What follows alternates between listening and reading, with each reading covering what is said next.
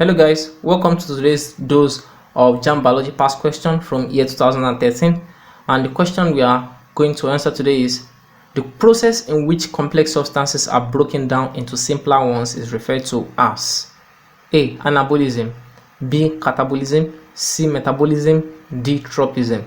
The correct answer here is catabolism. As you can see, the question says the process in which complex substances are broken down.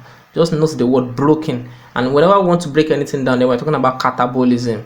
Whereas when you're talking about making, when you're trying to make a complex substance from a simple one, then we're talking about anabolism. And the process of either breaking down or making all together is called metabolism.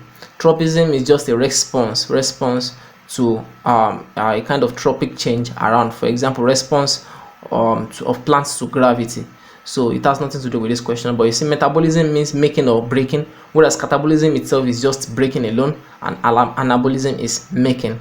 So I think the answer is the question, as the correct answer is option B. Alright, thanks for watching today's video.